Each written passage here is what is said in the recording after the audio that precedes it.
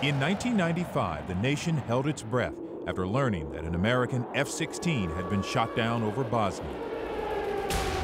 I am very concerned about the loss of our F-16 over Bosnia and the fate of the American pilot.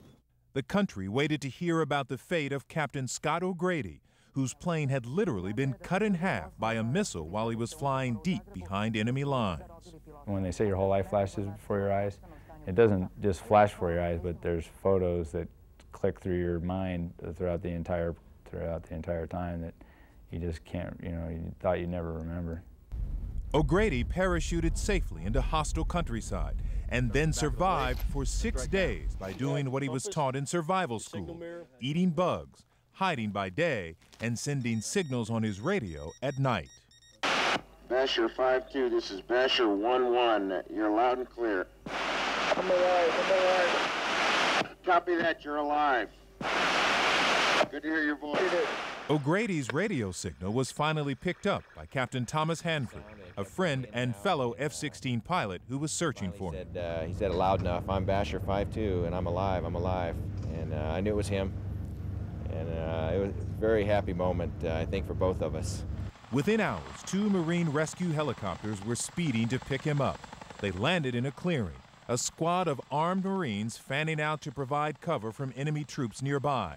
O'Grady then ran out of the tree line and scrambled aboard a helicopter.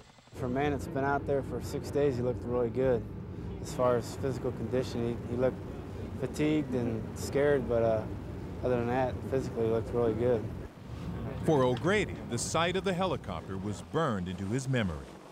The most beautiful sight in the world is our Marine helicopters. Unbelievable.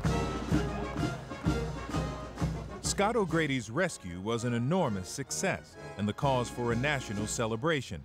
But to prevent pilots from being shot down in the first place, the Air Force has come up with a revolutionary new concept.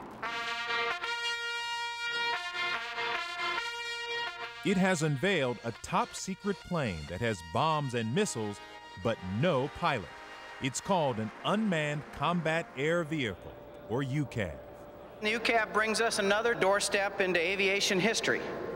The cultural and technological leap that says we can and we should take man out of the cockpit for certain key and deadly missions. The Air Force envisions squadrons of these fighter planes without pilots, taking on the most dangerous missions, like locating and destroying enemy anti-aircraft artillery and surface-to-air missile launchers. I think this is basically the wave of the future. You don't have an international incident if they get shot down. They're also less expensive to build, less expensive to operate.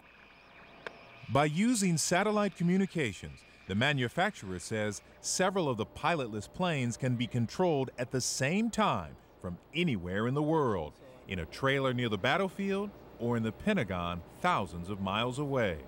So the control really will be centered where the intelligence information is to do the mission. It literally can be anywhere in the world. Designers say huge leaps in technology will allow UCAVs to fly themselves and make decisions independently. It can go out on its own with its partners, do cooperative targeting between multiple vehicles, find the target, decide who's got best range and look to the target, prosecute it, then be able to get back, all without intervention from the operator. To make sure this lethal machine doesn't develop a mind of its own, creators say they went to great lengths to ensure UCAV never gets out of control. The operator at all times has the ability to override the system. And he can also put it in a lower autonomous mode where it has to ask for his consent prior to taking any action that is not pre-planned. Of course, as advanced as UCAV is, designers say there will always be some missions best suited for pilots. Missile away. Detecting and identifying and isolating a tank from a line of civilian vehicles is not the kind of thing probably that we've got the sensoring capability and the logic to take care of in an autonomous system today. You'll leave that to a man. The Air Force says UCAV will make the skies safer for pilots on search and destroy missions by taking out much of the enemy's air defenses ahead of time, and perhaps spare future pilots the ordeal Scott O'Grady went through. Well, it's just unbelievable that I didn't die. whether it had been from the missile impact, whether it had been from the seat being able to leave the airplane, and whether it being able to function properly to the damage that it could have taken, to you know, to the point to where I was on the ground and survived those 6 days. Combat pilots aren't the only ones at risk of being shot down. Those who fly high-altitude spy planes also put their lives in danger every time they enter enemy territory. When their planes go down, it can lead to international uproar. On display in Moscow, the wreckage of pilot Francis Powers' U-2 reconnaissance plane. In 1960, Gary Francis Powers' reconnaissance plane was shot down by the Russians. This after the U.S. had denied it was using high-altitude spy planes against the Soviets. Its pilot, Francis Powers, was made the subject of a showcase trial. Today, the U.S. relies on spy satellites to gather most of its intelligence. But even these eyes in the sky have limits. The satellites are flying overhead for just a few minutes every couple of hours. But the bad guys know when the satellite's going to be there. They can run indoors and hide. So the Pentagon is developing unmanned high-altitude spy planes. Airborne, flight number 1. Ones that would replace the U-2 spy plane and get better pictures than satellites. It's called the Global Hawk. It has the ability to operate autonomously. That is, once you've planned the mission, it can taxi, take off, go to its destination, take the pictures, the images it needs to take, and then fly back home and land. The Air Force says Global Hawk can fly at more than 60,000 feet above many air defense systems for at least 1,200 miles and hover in one area for 24 hours. That's at least 3 times as far and long as the U-2, all the while instantly sending back incredibly detailed images, giving commanders for the first time a constant view of the battlefield. What the Global Hawk gives the battlefield commander is the ability to get real-time, near real-time intelligence and disseminate it out to whoever needs it, whether they be on the ground, whether they be in the command center, wherever we need that information. Global Hawk has already flown in training exercises and is expected to be ready for duty in 2003. But the Air Force has much smaller unmanned planes that have already been used in combat. Like Predator, a 7-foot-long UAV that transmits video of a particular area of interest directly back to commanders nearby. In Kosovo, it was used to identify targets on the ground as well as monitor Serbian withdrawal. Unmanned aerial vehicles give the soldier an opportunity to see far into the distance without having to expose himself or herself to harm.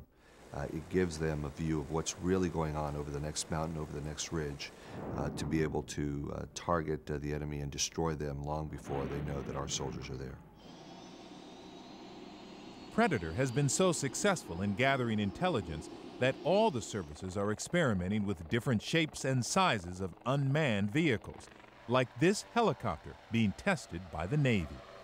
3, 2, 1, launch. And the Army is developing UAVs for its soldiers that are so small, they're called micro-air vehicles. We're trying to push the capabilities of unmanned aerial vehicles closer down to the units that are actually doing the fighting, the brigade level, so that they get the information faster and can act on it more quickly. Here we go. The goal is for troops to be able to carry the UAVs in their backpack and use them instantly.